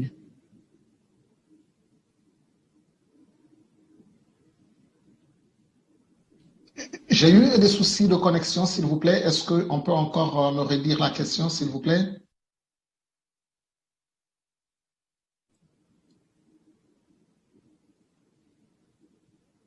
Le micro est en sourdine. Je n'ai pas suivi avec les questions. Est-ce qu'on peut me redire les questions, s'il vous plaît? Ah oui, d'accord. OK, oui. Oui, problème d'Internet. OK. Donc, la question est de savoir, dans les pays qui ont déjà prolongé ou éliminé les mandats de limite de mandat présidentiel, qu'est-ce que nous pouvons faire pour vraiment promouvoir les stratégies pour promouvoir la valeur démocratique d'une alternance? Et est-ce que vous pouvez aussi parler des stratégies qui ont été efficaces et que nous pouvons adopter pour arrêter cette tendance de changement constitutionnel? Bon, est-ce que je peux intervenir? Allez-y, allez-y. Merci, Alioune. Je pense qu'aujourd'hui, de plus en plus, nous sommes en train de voir l'apparition en Afrique, je ne sais pas si c'est Tchèque qui le disait, des mouvements sociaux qui aujourd'hui mobilisent les jeunes. Ce que nous sommes en train de faire actuellement au sein de la campagne Tournons la page, c'est de la mobilisation citoyenne. Vous savez, en Afrique, la citoyenneté a été tuée par nos politiques, par l'intimidation, par la peur, par la violation, par la répression. Les citoyens se désintéressent de la participation. Il n'y a plus de participation à la gestion de la chose publique. Et donc, il faut recréer cette envie au niveau des citoyens. Il faut reconstruire cette citoyenneté active afin que les citoyens participent à la gestion de la cité, participent à la gestion de leurs affaires publiques et que les citoyens décident évidemment de leur vie. Or, malheureusement, nous avions vu qu'aujourd'hui, les politiciens, ils ont tout fait pour montrer aux citoyens que notre voix ne compte pas, que notre participation ne compte pas. Et c'est le travail que nous sommes en train de faire aujourd'hui pour que le citoyen se réapproprie le champ politique afin que les citoyens se réapproprient le discours politique et les propositions politiques. C'est cela que nous sommes en train de faire. Mais aussi travailler sur la sacralité de la vie humaine. De plus en plus aujourd'hui, la vie humaine n'est plus sacrée, la vie humaine n'a plus de sens. Il n'y a qu'à voir la manière dont les manifestations sont reprimées, l'espace civique se rétrécit au niveau de l'Afrique. Alors nous parlons au niveau du mouvement Tournons la page. Nous avons des collègues en Guinée qui sont en prison. Nos collègues du Niger sont restés longtemps en prison. Maïkoul qui est resté longtemps en prison.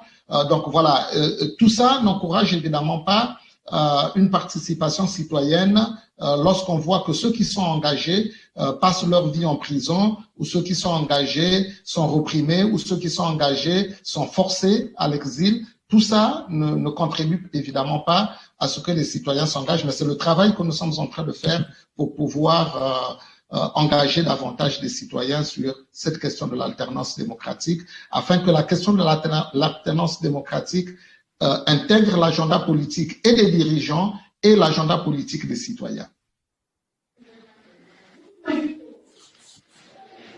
Voilà. de mon point de vue, pour faire face effectivement à des situations où la limitation de mandat est consommée, effectivement, je pense que dans un premier temps, il faut avoir des exigences qui permettent que les droits fondamentaux et les libertés fondamentales marchent. Que tous ceux qui sont en prison, qu'on les libère. Ça veut dire en faire une condition du dialogue national. Parce que tous, ils veulent le dialogue national. Que tout le monde sorte de prison. C'est extrêmement important. S'il y a des exilés, que les exilés reviennent. Mais je pense que la chose la plus importante, c'est que quand les Guinéens sont en train de résister par rapport au changement, quand les Ivoiriens sont en train de résister, quand les Congolais sont en train de résister, qu'ils ne se sentent pas seuls, qu'ils ne se sentent pas isolés dans leur lutte, et que effectivement, que s'il y a des répressions, comme ce qu'il vient de dire tout à l'heure, c'est-à-dire aujourd'hui, on a banalisé la violation du droit à la vie. On tue dans l'indifférence. Et de mon point de vue aussi, il faut qu'il y ait à la fois une solidarité sur le plan régional, mais il faut qu'il y ait une solidarité internationale. Ça, c'est extrêmement important. Ce qui faisait que les luttes pouvaient avoir effectivement une certaine, comment dirais-je, résonance sur le plan international, sur le plan médiatique, sur le plan de la solidarité internationale, que tous les gens qui croient au principe des droits humains, des libertés fondamentales, mais qu'ils s'expriment, que les États s'expriment en tant qu'État. Il y avait un moment, quand il y avait des violations des droits de l'homme, surtout quand des violations graves des droits de l'homme, mais on entendait, par exemple, on voyait les communiqués de l'Union européenne. Ça n'existe plus.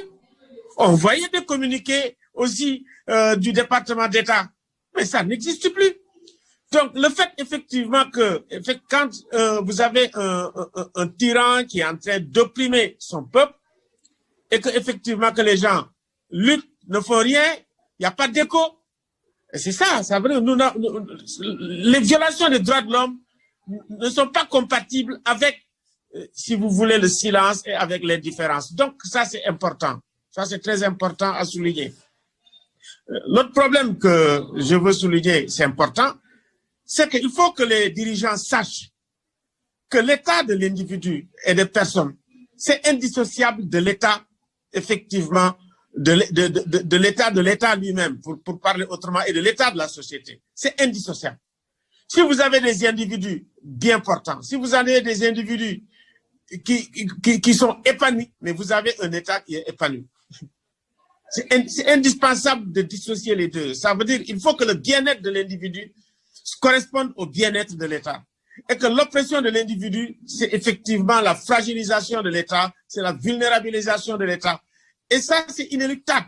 C'est tout inéluctable. Donc, il faut faire en sorte, effectivement, qu'on ait un équilibre des pouvoirs. Et ça demande la lutte. Donc, la lutte, il faut la solidarité, il faut l'étendre sur le plan national, sur le plan régional et avoir la solidarité internationale. C'est extrêmement important. Mais quand, effectivement, quand vous luttez, vous êtes seul, il n'y a pas de résonance, mais écoutez, la plupart des tyrans se sentent gonflés. Il ne faut pas que les Congolais soient seuls, il ne faut pas que les Guinéens soient seuls, il ne faut pas que les Ivoiriens soient seuls dans leur lutte. Il faut que tous les Africains soient avec eux et il faut que toute la communauté internationale soit avec eux, surtout quand la défense de ces principes et de ces valeurs sont des valeurs qui sont reconnues par la Déclaration universelle des droits de l'homme.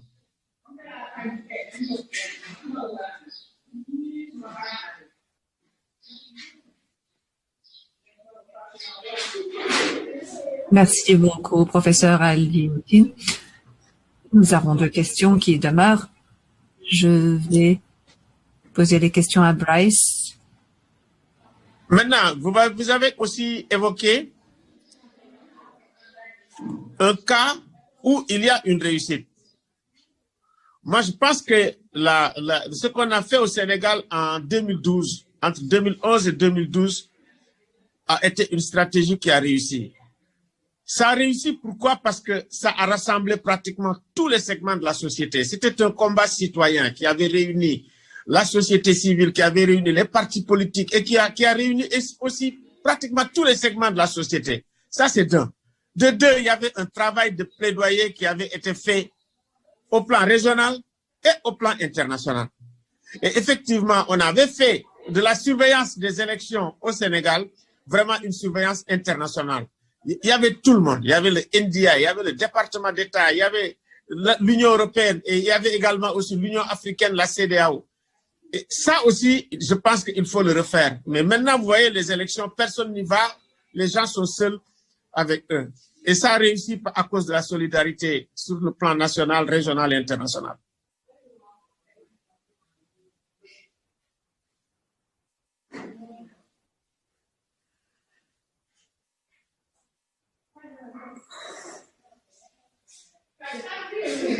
Merci beaucoup. Néné Félicia, nous avons deux questions très importantes. Une qui est très importante. Pourquoi est-ce que les présidents veulent être présidents à vie? Pourquoi veulent-ils garder le pouvoir après la fin de leur mandat? Quelle est la réflexion? Quels sont nos constats? Deuxièmement, pensons-nous qu'il est acceptable pour les jeunes de voter pour n'importe quel candidat juste pour participer aux élections?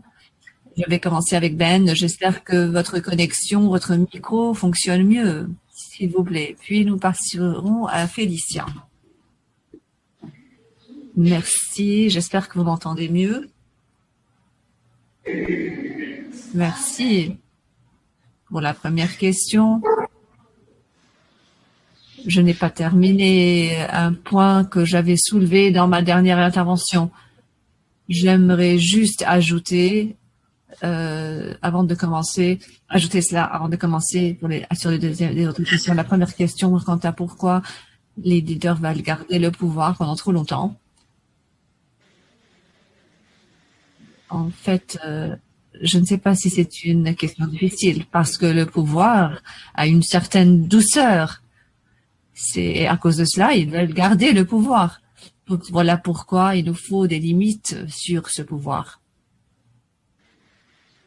Je ne suis pas sûre qu'il y ait beaucoup de façons de répondre à cette question. C'est parce que le pouvoir est quelque chose qui est accompagné de privilèges et donc les gens aiment être au pouvoir.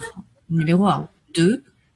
Pour la deuxième question, quant à s'il est correct pour les jeunes de voter de quelque façon que ça soit, pour quelque personne que ça soit dans une élection, je pense qu'il s'agit d'un processus, le processus de construire une démocratie, que ce soit les jeunes ou les personnes plus âgées. S'ils ont le droit du vote, nous devrions leur permettre de voter de la façon qu'ils veulent. La question est de savoir s'ils prennent toujours des décisions rationnelles, logiques, et ce n'est probablement pas le cas. Voilà où se trouve le problème. Ça dépend peut-être de qui définit, ce que c'est que d'être logique. Voter pour quelqu'un pendant 30, 40 ans, là, ça peut poser problème. Et la question est pourquoi est-ce qu'il continue de se faire? Et je relirai cela au point que je voulais soulever. C'est-à-dire, ils ont tendance à avoir des raisons qui leur semblent rationnelles ou logiques. Par exemple, quand on parle aux jeunes au sujet du besoin des limitations de mandat, certains disent, mais pourquoi nous faut-il des limitations de mandat? Il nous faut simplement qu'on ait des élections. Les élections sont les éléments qui décident des limitations de mandat. Les personnes peuvent prendre cette décision quant à si elles veulent garder le même dirigeant au pouvoir ou pas. Mais quand on leur dit que le président en exercice a des avantages au niveau des élections, ou bien quel argument peut-on avancer pour les élections? Peut-être que c'est parce que les leaders peuvent manipuler les élections, parce qu'ils sont en exercice. dans la même ligne d'argument. Quand vous leur donnez ces deux arguments-là, ils sont d'accord, ils disent oui, il faut limiter leur pouvoir parce qu'ils ont ces avantages. Alors les élections pourraient ne pas toujours produire de bons résultats. Une autre raison qu'ils ont tendance à donner a trait à qu'en est-il de ces bons dirigeants? Si quelqu'un a une bonne performance, on devrait leur donner plus de temps. Mais encore une fois, si vous argumentez, mais oui, il pourrait y avoir d'autres bons leaders. Quelquefois, quand vous leur dites que d'autres pourraient avoir de bonnes idées, ils ont tendance à être d'accord avec vous. Et bien sûr, le troisième exemple que je donnerai, c'est que certains parlent d'autres pays et disent, regardez l'Allemagne, il y a la chancelière qui est au pouvoir. Margaret Thatcher a été au pouvoir pendant 11-12 ans. Et qu'en est-il de ces pays? Mais encore une fois, comme vous le dites, ils ont un système parlementaire. Dans de tels systèmes, il est facile de destituer leur leader. Dans les systèmes parlementaires, c'est différent. Et d'autres arguments quant aux systèmes électoraux plus développés, là, ils ont tendance à être d'accord. Alors, je pense que les jeunes et les personnes plus âgées prennent des décisions généralement logiques, mais peut-être qu'il faut qu'on leur donne davantage d'informations de sorte à ce que leur pouvoir logique soit plus informé. C'est ce que nous essayons de faire à l'Institut Katiba en élaborant plus d'informations éducatives pour informer les gens de sorte à ce qu'ils puissent prendre des décisions plus rationnelles. Et là, avec les bonnes informations, les décisions seront améliorées. Je suis d'accord avec Ben et en définitive, le pouvoir corrompt et le pouvoir absolu corrompt absolument. S'il y a un président en exercice et il a le privilège de faire ce qu'il veut avec les ressources du pays et que s'il a l'occasion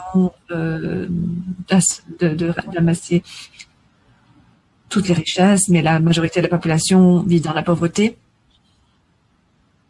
cela veut dire que ce président, s'il n'y a pas de contrôle sur ses pouvoirs, restera au pouvoir pour jouir de ses privilèges. Voici la raison pour laquelle je pense que les gouvernements qui ne veulent pas laisser le pouvoir continuent d'utiliser tout genre de tactiques pour rester au pouvoir, pour jouir de ses privilèges. Pour ce qui concerne la jeunesse, je pense, pour moi, imaginez un jeune président une jeune personne qui a connu un seul président pendant plus de 30 ans. Il n'y a pas d'autre récit qui pourrait donc être utilisé en guise de comparaison. Voici pourquoi il faut lui faire comprendre que la démocratie n'est pas fondée sur le nombre d'années qu'une personne a été au pouvoir ou a été un dirigeant. C'est votre capacité de contribuer dans la prise de décision, dans les apports à la discussion qui vous affectent en tant que citoyen et pas simplement parce que la personne a été au pouvoir pendant tant d'années. Peut-être il a même pris le pouvoir de son père ou de son grand-père. Il s'agit d'une démocratie, non pas d'une monarchie. Je dirais donc qu'il est important pour nous d'éduquer les jeunes, les sensibiliser, pour qu'ils comprennent qu'ils ont un rôle à jouer dans la promotion de la bonne gouvernance, pour faire avancer la démocratie dans leur pays et même dans d'autres pays. C'est ce que je dirais qui concerne les jeunes et l'implication active de la jeunesse dans la politique. Il est vrai que tout le monde a le droit de choisir la personne pour laquelle cette personne aimerait voter. Mais dans la société civile, nous avons un rôle très important à jouer pour aider les personnes à comprendre l'importance de la diversité dans toute société démocratique. Voici ce que je dirais en réponse à ces questions. Merci. Alors, merci. J'aimerais conclure. Il s'est agi d'une conversation très intéressante. J'ai beaucoup appris. Je pense qu'au bout du compte, nous sommes d'accord que nous avons devant nous une crise de la démocratie. Au fur et à mesure, il y a l'absence de l'état de droit, il y a un manque de respect des droits de l'homme. Il y a de plus en plus de contraintes tous les jours et la violence est répandue, surtout quand les dirigeants essayent de bafouer les droits de l'homme avec les changements constitutionnels. Mais ce totémisme, ces tentatives de modification de la Constitution pour prolonger leur mandat, si cela n'est pas contré, il pourrait y avoir une régression dans notre expérience. Nous espérons que cette nouvelle vague ne se répandra pas sur le continent. Mais encore une fois, quelle que soit la situation, nous avons vu qu'il y a des aspects positifs. Les mouvements positifs que nous avons identifiés, c'est le rôle que les jeunes jouent sur le continent. Le rôle important qui est joué donc par les médias sociaux, par l'Internet. Aussi pourquoi on a vu qu'à Guinée-Conakry, il y a eu des contraintes sur Internet et des changements qui ont fermé l'Internet dans leur tentative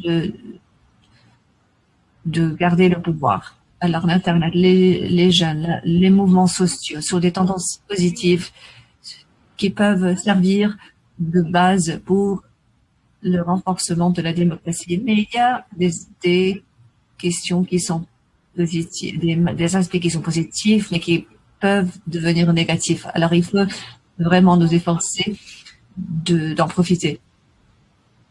Il faut encore se concentrer sur la jeunesse. Les élections continuent d'être importantes. La qualité des élections rehaussera la participation. Il faut en être inspiré pour contrer ces tentatives de rester au pouvoir. Il y a le Sénégal qui sert de très bon exécutif. Abdoulaye a été vaincu par le biais du scrutin.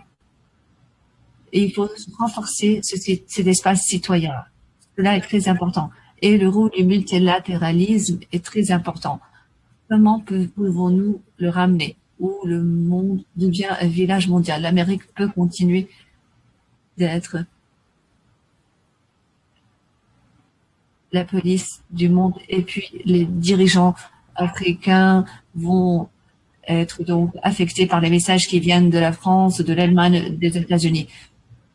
Pour nous, en tant qu'acteurs citoyens, une chose est très claire. Il y a le besoin de renforcer la solidarité et d'avoir un réseau très actif nous aide dans nos engagements.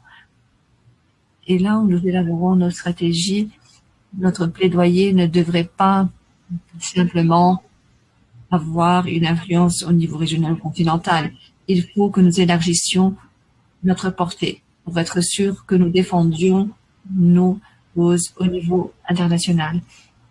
Et il faut définir ce que c'est que la société civile, pas simplement donc pour moi, pour mes collègues, mais assurer de tendre la main et d'inclure les citoyens, qui sont les éléments les plus importants dans notre travail. Merci beaucoup. Je suis sûre que les organisateurs voudront prendre la parole pour remercier tous nos participants. Merci.